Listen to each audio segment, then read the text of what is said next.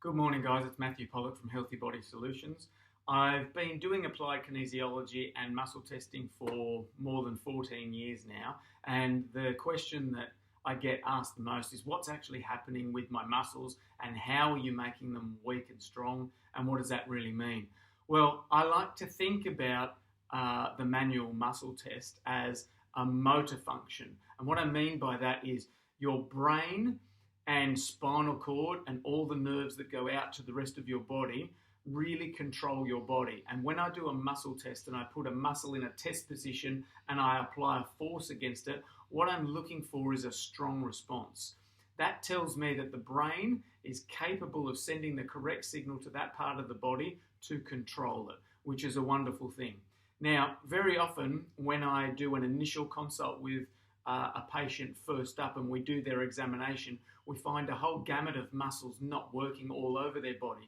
So straight away their system is telling me that my brain and my nervous system aren't controlling my body very well, which is fantastic for structural corrections, sore backs and necks and knees, and everybody can understand that if my bicep muscle doesn't work very well, then I'm going to very soon have elbow problems and shoulder problems. But what people don't really recognize is that it's the same brain, the same spinal cord, and the same nervous system that control the organs. So we're talking about heart, we're talking about lungs, we're talking about spleen and liver and pancreas, we're talking about digestive tract, we're talking about adrenal glands that control stress, we're talking about kidney function, we're talking about pelvic organs, sex organs, things like that. These are all controlled by exactly the same nervous system. So what we need to really think about is if I'm making improvements to the way that that nervous system can control that body, then we can infer from that, well, hey, if my nervous system can't control my body so well, what's going on with my organs? What's going on with my kidneys? What's going on with my liver?